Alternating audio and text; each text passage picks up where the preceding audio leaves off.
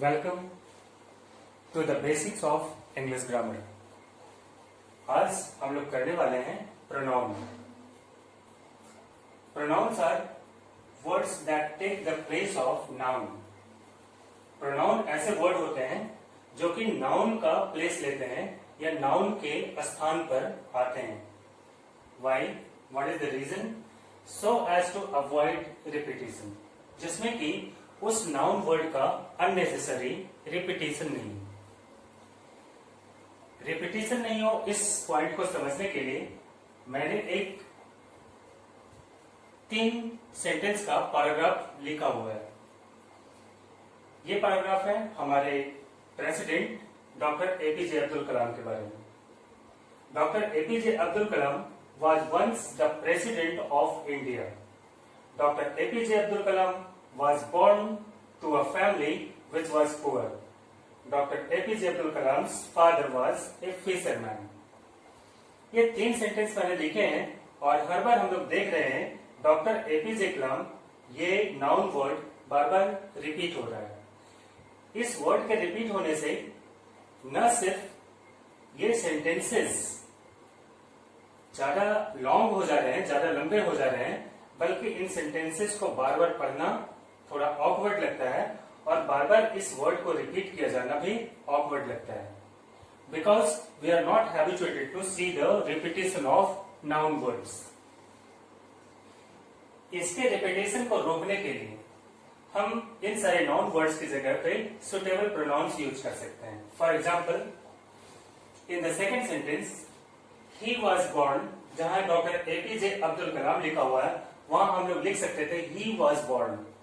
ही एक pronoun word है जो कि वहां सूट करता है doctor APJ Abdul Kalam, that is noun name के जगह पे आ सकता है। Similarly in the third sentence his father was a fisherman, जहां हमने लिखा है डॉक्टर एपीजे अब्दुल कलाम फादर, वहां पे हम लोग इजिली लिख सकते थे हिज फादर, और इससे क्या होता, हमारे सेंटेंसेस भी शॉर्ट हो जाते और इसे लिखना और पढ़ना या देखना हमें ऑकवर्ड भी नहीं लगता। हियर एक्सिस्ट प्रोनाउन, यहां प्रोनाउन की जरूरत पड़ती है जिसमें कि नाउन वर्ड का रिपीटेशन नहीं हो और हमारे लिखने पढ़ने में कोई ऑकवर्डनेस फेस नहीं करना पड़े। तो अब हम लोग डिटेल में सीखेंगे प्रोनाउन के बारे में, कहां किस तरह के वर्ड्स के जगह पे किस तरह के वर्ड्स को, किस तरह के नाउन वर्ड्स को रिप्लेस करने के लिए किस प्रकार के प्रोनाउन का यूज करते हैं।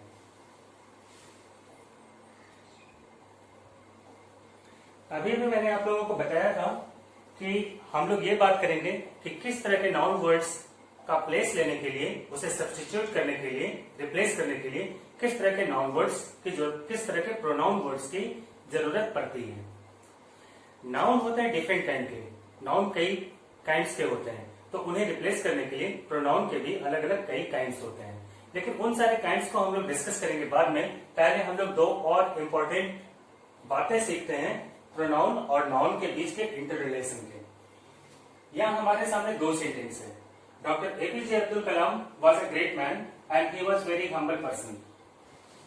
ही एक प्रोनाउन है, ये किसकी जगह पे आया है? डॉक्टर एपीजे अब्दुल कलाम की जगह पे आया है। तो वो नाउन वर्ड जिसकी जगह पे कोई प्रोनाउन आता है उसे हम लोग कहते हैं antecedent. The noun words in the place of which the pronoun has appeared is called the antecedent of pronoun.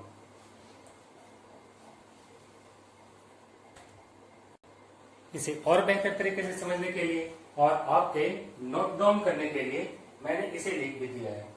The noun word for which the pronoun is used, वो नाउन वर्ड जिसके बदले प्रोनाउन आया है उसे हम उसका antecedent कहते हैं। फॉर एग्जाम्पल, इस सेंटेंस में नाउन वर्ड है डॉक्टर एपीजे अब्दुल कलाम और प्रोनाउन यूज हुआ है ही, तो ही को, sorry, doctor APJ Abdul Kalam को हम लोग ही का एंटीसीडेंट कहेंगे।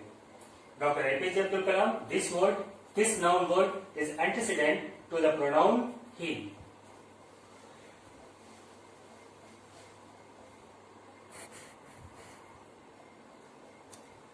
वेरियस काइंड्स ऑफ प्रोनाउन को सही तरीके से समझने के लिए और इजी मेथड से याद रखने के लिए मैंने इसे प्रोनाउन वेव के रूप में लिखा है। It begins from here. The first kind of pronoun is personal pronoun. The second kind, possessive pronoun. The third is reflexive pronoun. Fourth is emphasizing. Then is demonstrative pronoun, demonstrating, relative pronoun, interrogative pronoun, indefinite pronoun, distributive pronoun, and reciprocal pronoun. There are 10 kinds of pronoun.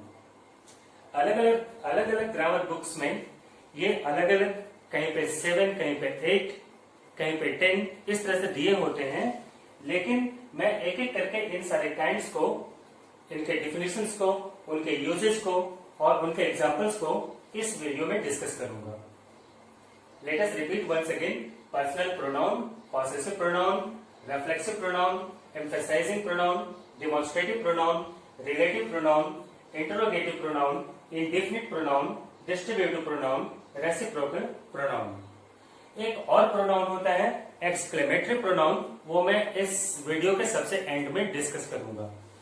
आप video को pause करेंगे, इन्हें note down करेंगे और इन्हें memorise करेंगे.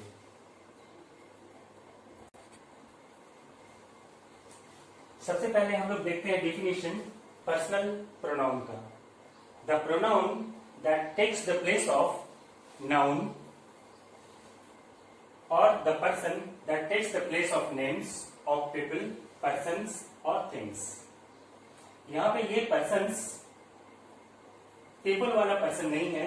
यहां ये persons रेफर करता है फर्स्ट पर्सन को, सेकंड पर्सन को और थर्ड पर्सन को.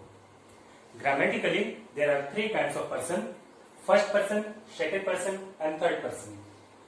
So pronoun takes the place of names of people. लोगों के नाम के स्थान पे आता है, फर्स्ट पर्सन, सेकंड पर्सन या थर्ड पर्सन की जगह पे आता है, या फिर किसी वस्तु के नेम को रिप्लेस करता है. इन कामों को करने वाला, दैट मीन्स किसी आदमी के नाम को फर्स्ट पर्सन, सेकंड पर्सन और थर्ड पर्सन को, या किसी वस्तु के नाम को रिप्लेस करने वाला या उन नामों के स्थान पे आने वाला जो प्रोनाउन होता है उसे हम लोग पर्सनल प्रोनाउन कहते हैं. It replaces the noun in subject and object position. Sentences में सब्जेक्ट होते हैं, ऑब्जेक्ट होते हैं, तो सेंटेंस के प्लेस में आने वाले नाउन को भी और ऑब्जेक्ट के प्लेस में आने वाले नाउन को भी, ये दोनों ही पोजीशन में, चाहे वो सब्जेक्ट पोजीशन में हो चाहे ऑब्जेक्ट पोजीशन में हो, दोनों ही पोजीशन में नाउन को रिप्लेस करता है. यहीं से हम लोग आगे चलेंगे. जब ये किसी सेंटेंस में सब्जेक्ट को रिप्लेस करता है तो उसे हम लोग कहेंगे pronoun in nominative case, and जब वो ऑब्जेक्ट पोजीशन वाले नाउन को रिप्लेस करेगा तो हम लोग कहेंगे प्रोनाउन इन एक्यूजेटिव केस और ऑब्जेक्टिव केस. इन सारे टॉपिक्स को हम लोग आगे और डिटेल से करेंगे. अभी हम लोग डेफिनेशन पोर्शन कंप्लीट करते हैं.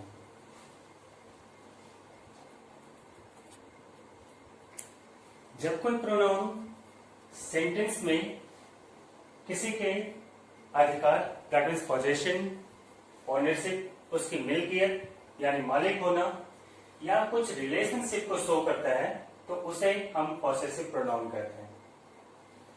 अब फिर से एक बार फिर से इसे डिस्कस करते हैं, रिपीट करते हैं. ऐसे प्रोनाउन जो उस सेंटेंस में किसी अधिकार या किसी की मिल्कियत या किसी रिलेशनशिप को रेफर कर रहे हो उसे हम लोग पॉसेसिव प्रोनाउन कहते हैं.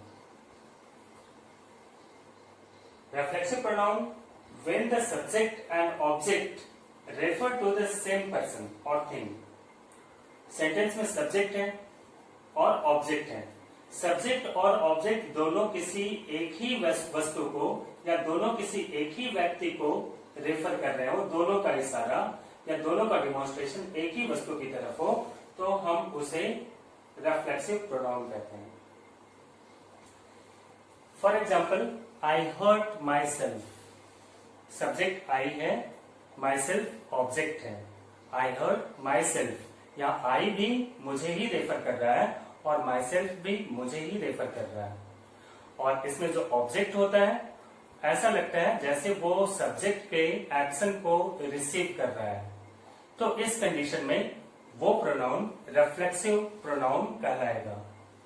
My self, I hurt myself, subject के प्लेस वाला आई है, सब्जेक्टिव केस में है, और ऑब्जेक्ट के प्लेस में आने वाला ऑब्जेक्टिव केस का वो प्रोनाउन वो रिफ्लेक्सिव का काम करेगा, और क्योंकि वो एक्शन को रिसीव करने वाला है। तो पॉसेसिव में अधिकार को शो करता है और रिफ्लेक्सिव में रिसीवर के रूप में वो प्रोनाउन यूज में आता है।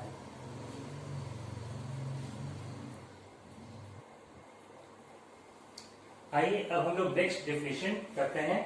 ये डेफिनेशन है एम्फसाइजिंग प्रोनाउन का। मैं एक बात और क्लैरिफाई कर देना चाह रहा हूं।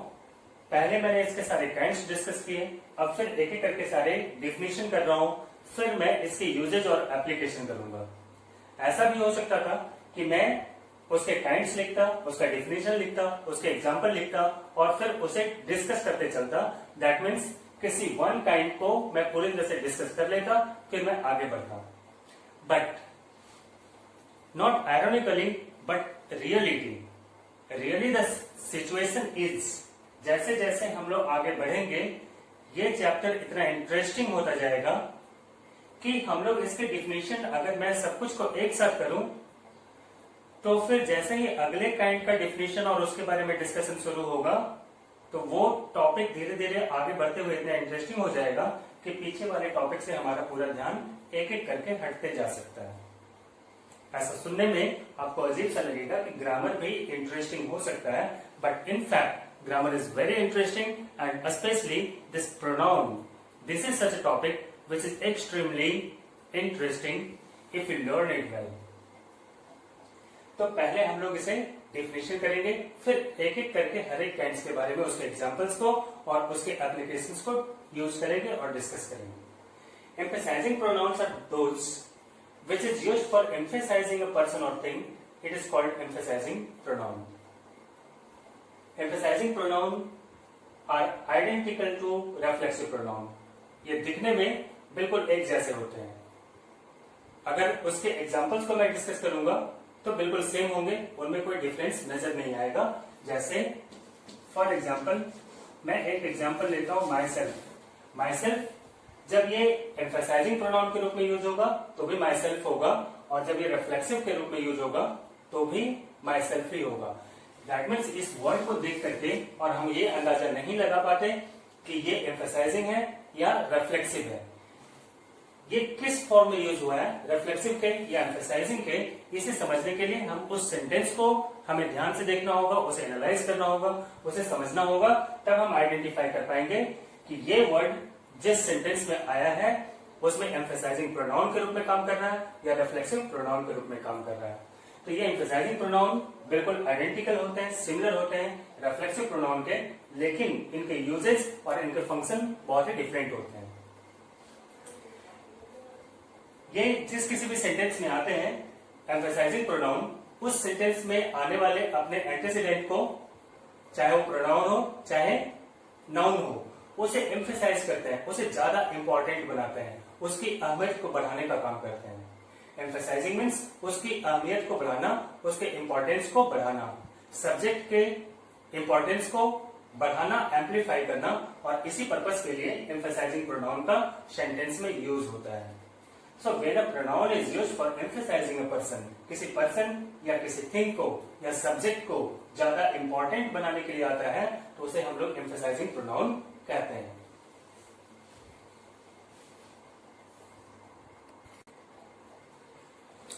Demonstrative pronouns are used to point out people or thing they refer to. जिस वस्तु या जिस नाउन को ये रेफर करते हैं उसे पॉइंट आउट करने के लिए। For example this is duster, noun का हुआ duster, duster is noun, this is a duster, duster noun है, और उसे पॉइंट आउट करने के लिए जिस वर्ड का यूज हुआ है वो दिस है। तो किसी नाउन को ये रेफर करता है उसे पॉइंट आउट करने के लिए डिमॉन्स्ट्रेटिव प्रोनाउन का यूज होता है। Demonstrative pronouns are used to point out people और thing they refer to. On the other hand, interrogative pronouns are used for asking question about noun. Noun के बारे में क्वेश्चंस पूछने के लिए जिन सारे वर्ड का यूज करते हैं उसे हम लोग प्रोनाउन कहते हैं। किस कैटेगरी का? इंट्रोगेटिव प्रोनाउन कहते हैं। ऐसे प्रोनाउन जो किसी नाउन से, नाउन के बारे में क्वेश्चंस पूछने के लिए यूज होते हैं, they are called interrogative pronoun. इनका काम ही है क्वेश्चंस पूछना।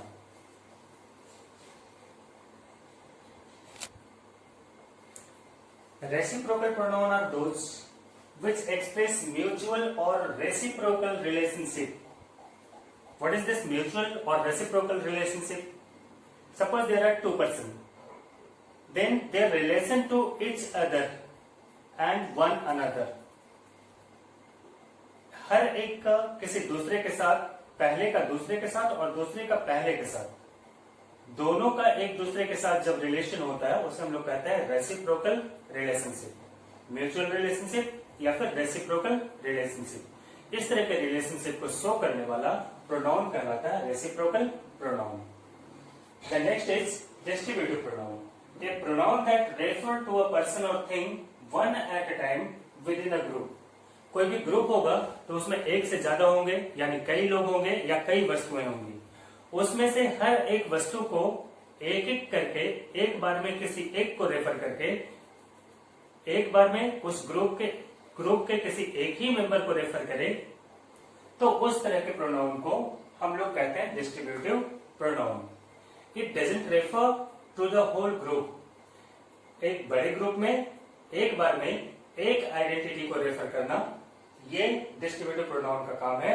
और इसी काम को करने के लिए डिस्ट्रीब्यूटिव प्रोनाउन को सेंटेंसेस में यूज किया जाता है, because they can refer to one at a time within a whole group. Indefinite pronoun ऐसे प्रोनाउन को, ऐसे नाउन्स को रेफर करता है जिनकी आइडेंटिटी अननोन हो। इंडेफिनिट प्रोनाउन रेफर करता है ऐसे नाउन को जिसकी आइडेंटिटी, जिसकी पहचान, जिसके बारे में जानकारी अनजान हो या अननोन हो।